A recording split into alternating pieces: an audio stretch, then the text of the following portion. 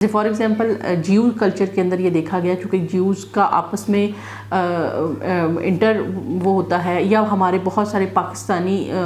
مسلم جو ہیں وہ فرقے ایسے ہیں جس میں فرقے کے اندر ہی بار بار شادیاں کی جاتی ہیں، تو جب وہ بہت زیادہ 5-6 نسلوں میں مکمل طور پہ آپس میں شادیوں کا ٹرینڈ آتا ہے تو ان لوگوں کے اندر کزن میرج ایک پرابلم بن جاتی ہے اور ان کو ہم ریکمینڈ نہیں کرتے۔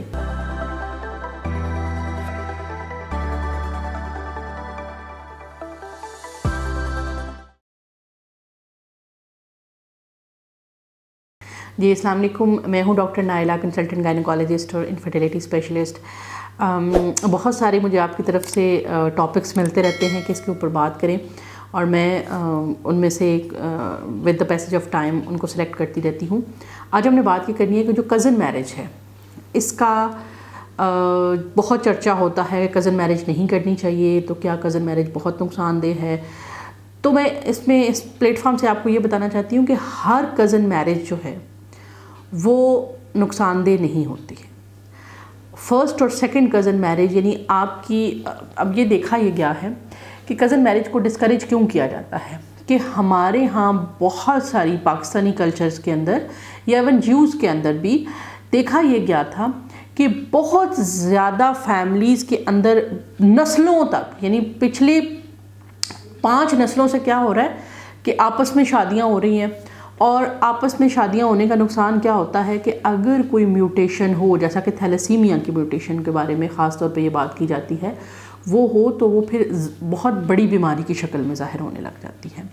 تو یہ اس کا اطلاق ان کیسز میں ہے جس میں کم سے کم 5 کنزیکٹیو کزن میرجز جو ہیں وہ اگر ہوتی ہیں تو اس کے اندر جو ہے وہ کیا جا سکتا ہے۔ لیکن اگر آپ کی فیملی کے اندر کوئی بیماری ہے، تھیلیسیمیا کی بیماری ہے، یا کوئی اب نارمل بچے پیدا ہوتے ہیں، یا خدا نخواستہ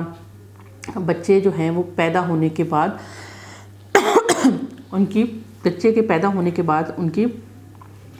بناوٹ کے اندر یا اس کی گروتھ کے اندر کوئی پرابلم آ رہے ہیں، اور ڈاکٹر اس بات کا شناخت کرتے ہیں کہ یہ کوئی سنڈرومک بچہ ہے، یعنی کہ یہ کروموسوم کے اندر کوئی تبدیلی جو پرانی چلتی آ رہی ہے اس وجہ سے، یا جو پہلے چلتی آ رہی ہے اس وجہ سے کوئی نقصان ہے، تو پھر آپ کو کزن میرج سے اوائڈ کرنا چاہیے۔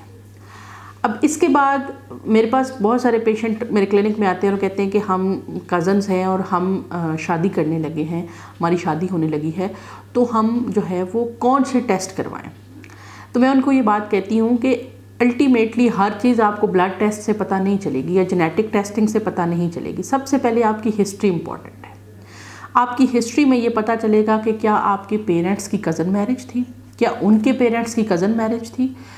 اور یہ کزن میرج کا سلسلہ کتنا پرانا چلتا آ رہا ہے۔ اگر ہمیں 3 سے 4 نسلوں کے اندر کزن میرج کی ہسٹری مل جاتی ہے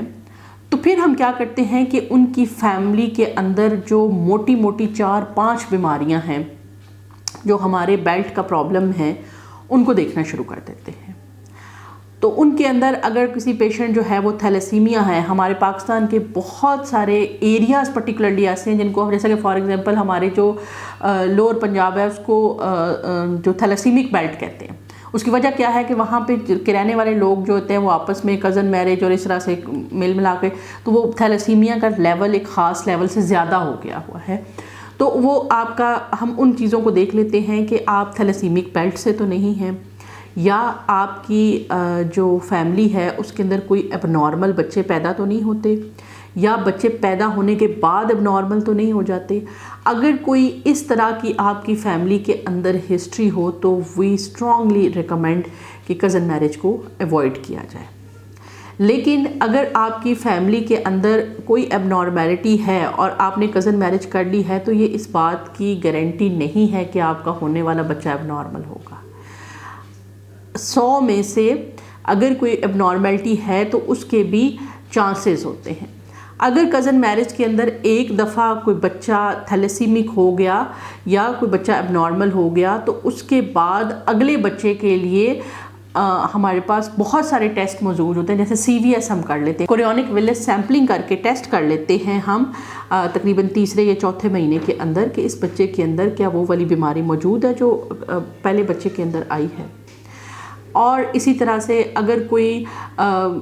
کروموسومل ٹیسٹنگ کی جو فیسلٹی ہے وہ پاکستان میں بڑے لمیٹڈ سینٹر کے اوپر ہے. اگر ہمیں پیشنٹ کی فیملی ہسٹری کے اندر سے کوئی ایسی چیز ملتی ہے، فیملی ٹری کے اندر سے کوئی ایسی چیز سگنیفیکنٹ ملتی ہے، تو پھر ہم ان کو کاؤنسل کرتے ہیں کہ آپ اپنی کروموسومل ٹیسٹنگ کروا دیں. کروموسومل ٹیسٹنگ یا کروموسومل میپنگ کے اوپر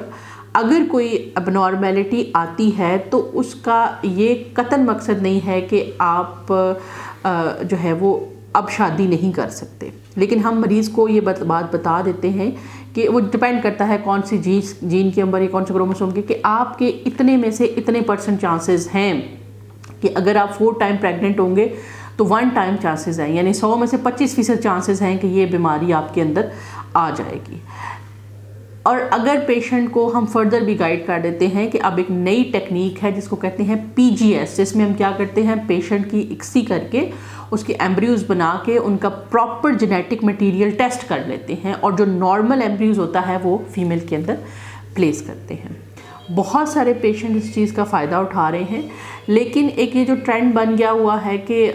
جو کزن میرج ہے اس کو بالکل ہی یہ سمجھنا کہ یہی ہر چیز کی وجہ ہے، تو ایسا بیسیکلی نہیں ہے. کزن میرج اگر اتنی ہی زیادہ ڈینجرس ہوتی تو اس کو جو ہے وہ اب تک کی ریسرچ نے بہت زیادہ، ہاں جیسے فار ایگزامپل جیو کلچر کے اندر یہ دیکھا گیا، چونکہ جیوز کا آپس میں انٹر وہ ہوتا ہے، یا ہمارے بہت سارے پاکستانی مسلم جو ہیں وہ فرقے ایسے ہیں جس میں فرقے کے اندر ہی بار بار شادیاں کی جاتی ہیں، تو جب وہ بہت زیادہ 5-6 نسلوں میں مکمل طور پہ آپس میں شادیوں کا ٹرینڈ آتا ہے تو ان لوگوں کے اندر کزن میرج ایک پرابلم بن جاتی ہے اور ان کو ہم ریکمینڈ نہیں کرتے. لیکن فرسٹ یا سیکنڈ ٹائم یا تھرڈ ٹائم کزن میرج کو ہم اتنا ڈسکریج نہیں کرتے ہیں. تو یہ ہر پیشنٹ کا جو سینیریو ہے وہ الگ ہوتا ہے، ہر کزن میرج ایک جیسی نہیں ہوتی ہے. ایک لوگ جو کزن میرج کر رہے ہیں اور ان کی پچھلی 7 پشتوں میں کزن میرج ہی ہو رہی ہے، تو ان کی کزن میرج کو ان فیملیز کو ہم ڈسکریج کرتے ہیں. یا اگر ہمیں کسی کے گھر ایسا بچہ پیدا ہوا ہے جس کا ہمیں لگتا ہے کہ یہ کزن میرج کی وجہ سے ہے، تو ہم ان کے ریلیٹیوز کو کاؤنسل کرتے ہیں کہ فردر آپ کزن میرجز کو اوائڈ کیجئے، کیونکہ آپ کے اندر یہ ایک اب نارمل جین ہے جو کہ آگے آپ کو تنگ کر سکتا ہے اور یہ بار بار جو ہے وہ ریکرنس ہو سکتا ہے. لیکن ہر چیز کو کزن میرج کے ساتھ اٹیچ کرنا، جیسے فار ایگزامپل ڈاؤن سنڈروم کا اب جو ریلیشن شپ ہے وہ ماں کی ایج کے ساتھ ہے، اس کو اگر ہم کزن میرج کے ساتھ اٹیچ کریں گے تو یہ ایک غلط بات ہے. بلکہ میری بہت ساری ریسنٹلی ایک فیملی مجھے وزٹ کر رہی ہے، ان کے 2 بچے ڈاؤن سنڈروم ہیں، تو وہ کزن میرج ہے ان کی، تو انہوں نے مجھے جو ہے وہ مجھ سے پراپر ڈسکشن کی اور مجھے کہا کہ اگر ہم کزن میرج نہ کرتے تو کیا یہ نہ ہوتا. تو میں نے ان کو جب یہ بتایا کہ نہیں، یہ اگر آپ کزن میرج نہ بھی کرتے تو بھی چانسز تھا کہ آپ کے ساتھ یہ چیز ہو سکتی تھی، تو وہ اس بات پہ بڑے ہوئے. اور اس کے بعد پھر ہم نے ان کے لیے جو ہے وہ پری جینیٹک ٹیسٹنگ کی، اور ان کے جو اب ایمبریوز بنے ہیں ان میں ڈاؤن سنڈروم کے بیبیز بھی ہیں اور نان ڈاؤن سنڈروم بھی ہیں، اور الحمدللہ ہم ان کو امپلانٹ کریں گے تو جس سے انشاءاللہ ہمیں امید ہے کہ جو ان کا اگلا بچہ ہوگا وہ نان ڈاؤن سنڈرومک ہوگا. تو لہٰذا جو ہے وہ ڈاؤن سنڈروم یعنی ہر جینیٹک اب نارمیلٹی کو کزن میرج کے ساتھ اٹیچ کرنا بھی غلط ہے، اور کزن میرج کو اندھا دھند فالو کرنا بھی غلط ہے. ہر کزن میرج ڈیفرنٹ ہوتی ہے. ہر کزن میرج کپل کو ضرور چاہیے کہ وہ ایک دفعہ پری کنسیپشنل کاؤنسلنگ ضرور لیں، اور اس کے اندر جو ہے وہ آنے والے بچے کے اندر کسی اب نارمیلٹی یا اس کو کس طرح سے کم کیا جا سکتا ہے اس کو ضرور ڈسکس کریں. امید ہے یہ ویڈیو آپ کو پسند آئی ہوگی. تو ملتے ہیں کسی نیکسٹ ویڈیو میں، تب تک کے لیے اللہ حافظ.